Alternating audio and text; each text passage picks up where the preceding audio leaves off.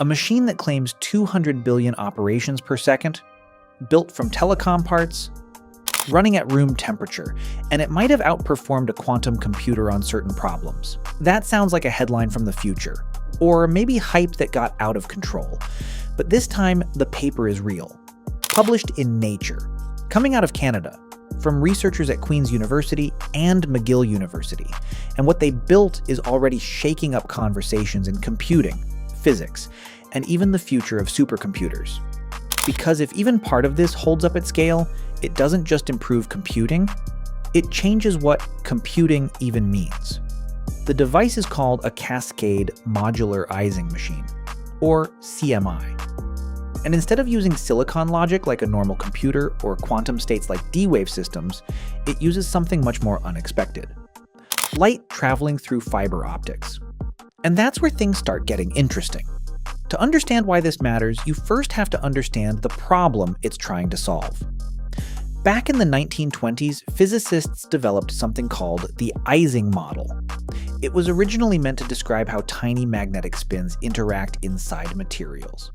Each spin can be either up or down. That's it. 2 states. But when you connect hundreds or thousands of these spins together, something strange happens. The system explodes in complexity. Every spin affects every other spin, and suddenly you're not dealing with a simple physics model anymore. You're dealing with a massive optimization nightmare. Because the real goal is simple to say, but brutal to solve: find the lowest energy configuration of all spins. And here's the key insight that makes this model so powerful. If you can solve the Ising model efficiently, you can solve a huge class of real-world problems: delivery route optimization, protein folding, chip design, financial portfolio balancing, traffic systems, even parts of machine learning. But there's a catch: the number of possible configurations grows insanely fast. For just 256 spins, you're already dealing with more possible states than atoms in the observable universe. So the question becomes, how do you explore that space without drowning in it? This is where the Canadian team's approach steps in. Instead of using digital logic or quantum bits, they encode each spin as pulses of light traveling through a fiber optic loop. Imagine light signals bouncing and interacting inside a controlled optical system, where interference patterns represent spin interactions. 2 lithium neobate modulators, the same type used in high-speed telecom networks, handle the core transformations. A digital signal processor manages feedback, and a semiconductor optical amplifier keeps the signal stable and clean as it circulates. 5 main components, most of them borrowed directly from existing telecom infrastructure. No quantum mechanics, no cryogenic cooling, no extreme environments, just room temperature physics and light. And that alone is part of why this paper caught attention, because it suggests something powerful. Maybe the future of specialized computing doesn't require brand new physics at all, just smarter use of existing hardware. Now compare that to something like D-Wave's quantum systems. Those machines require extreme cooling, down to around 15 millikelvin. That's colder than deep space. They rely on dilution refrigerators that take hours just to reach operating temperature and consume massive amounts of energy continuously. So in contrast, a room temperature photonic system sounds almost too convenient. But the real story isn't convenience, it's performance. The researchers tested the CMI system on 3 major benchmark problems. First, max cut, a classic graph optimization problem. On a graph with 2,000 vertices, the machine reached about 99.48% of the best known solution. That sounds impressive, but context matters. Modern GPUs running simulated annealing methods can already solve similar problems in seconds with comparable accuracy. Even specialized systems like Toshiba's simulated bifurcation machines can handle extremely large-scale versions using GPU clusters. So, in this case, the photonic system matches existing performance, but doesn't clearly surpass it.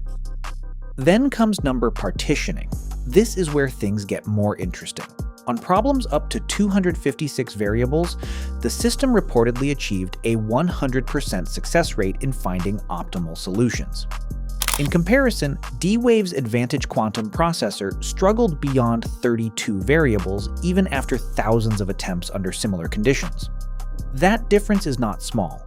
It points to something structural, not just performance tuning. D-Wave systems rely on embedding problems into their hardware graph, which introduces overhead and limitations. The photonics system, however, naturally supports all-to-all connectivity. Every spin can interact with every other spin without complex mapping. That's a real architectural advantage, not marketing language. In protein folding tests using simplified 2D models, the system showed perfect results on small sequences and about 99% accuracy up to 30 amino acids. However, real proteins are far more complex, involving hundreds or thousands of amino acids folding in 3D space. So while the results look strong, they remain limited to small, simplified toy problems rather than real biological systems.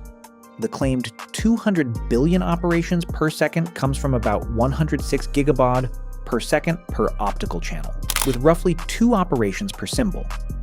But these are analog photonic computations with very low precision, around 2.7 to 3 bits of accuracy, which changes how that performance figure should be interpreted.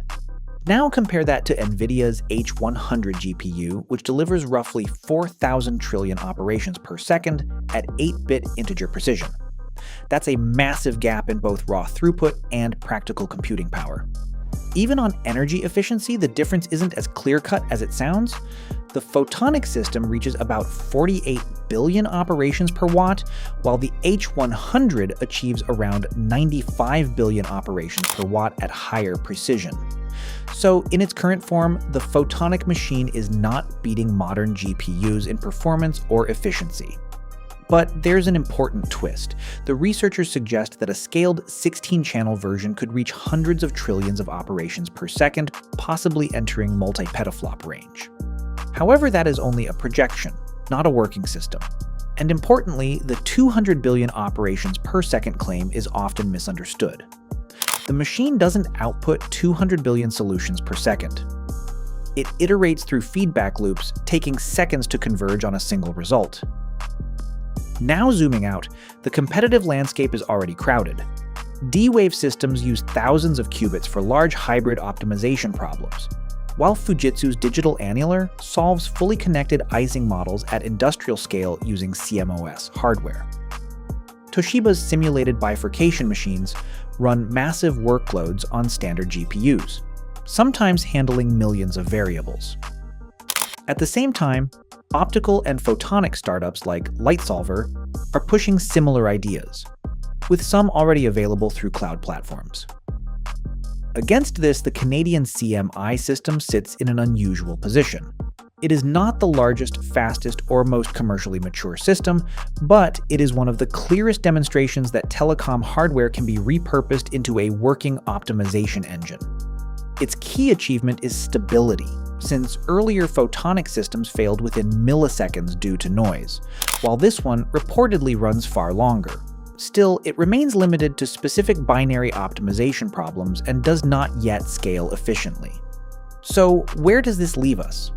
This system is not a replacement for GPUs or quantum computers, at least not yet. Instead, it shows that telecom-based optical hardware combined with digital control can solve certain optimization problems efficiently at small scales, thanks to its strong connectivity. It's best seen as a promising proof of concept sitting between classical and emerging computing approaches. The real question is scalability. If photonic systems follow telecom-style cost and performance improvements, they could grow fast over time. But if noise and scaling limits dominate, it may stay a niche demonstration. Either way, computing may be entering a new phase where light, silicon, and hybrid systems compete, and the winner is still unknown.